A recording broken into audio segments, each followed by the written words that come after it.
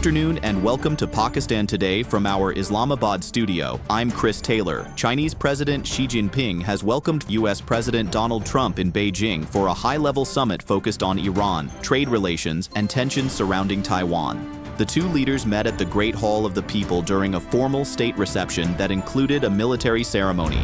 Analysts say Trump is expected to pursue major business agreements while also discussing an extension of the current tariff truce between Washington and Beijing. Regional security concerns, particularly involving Iran and Taiwan, are also expected to dominate discussions. The visit marks the first trip by a U.S. president to China in nearly 10 years. Meanwhile, U.S. Vice President J.D. Vance says the administration remains committed to preventing Iran from acquiring a nuclear weapon. Speaking to reporters, Vance also addressed concerns about the economic difficulties facing ordinary Americans.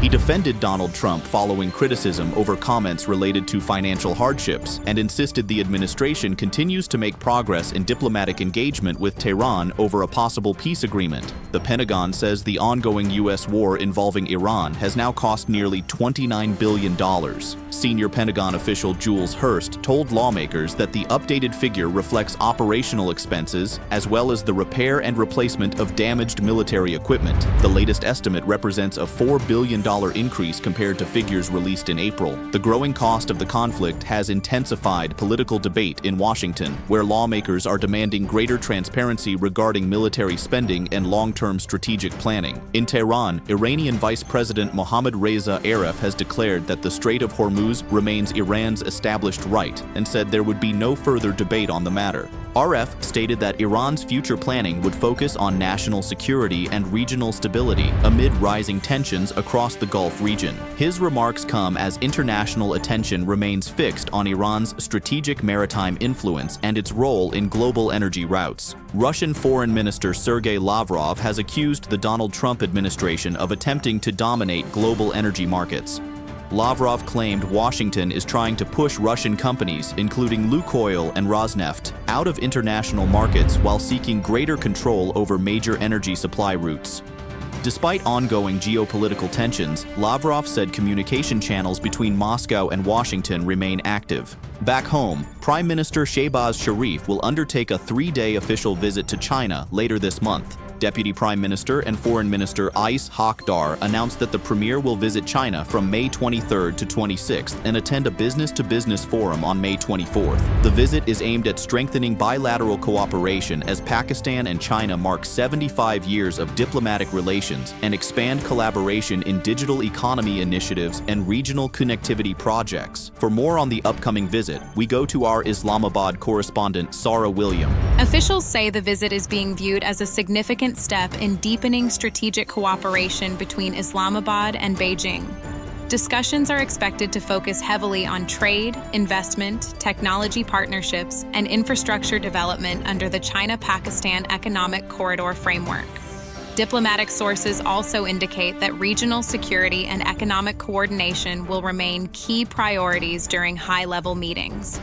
The business forum scheduled during the visit is expected to bring together leading investors and companies from both countries to explore new commercial opportunities. Thank you, Sarah William in Islamabad. In another major development, the United States has returned more than 250 stolen antiquities to Pakistan during a ceremony held at the Islamabad Museum.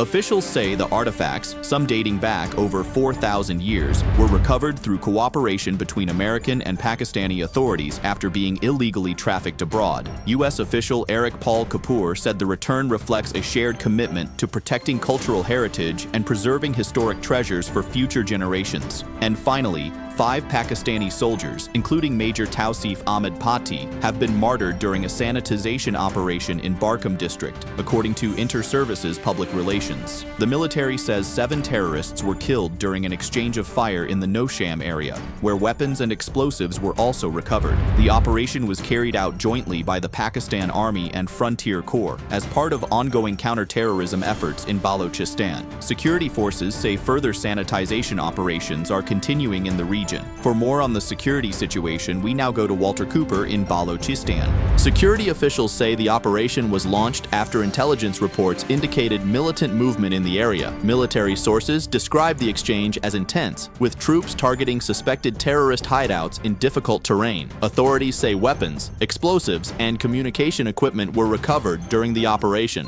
Officials have also reaffirmed that counter-terrorism operations will continue across Balochistan to eliminate militant networks and maintain stability in the province. Thank you, Walter Cooper reporting from Balochistan. That's all for now. You're watching Pakistan Today. I'm Chris Taylor.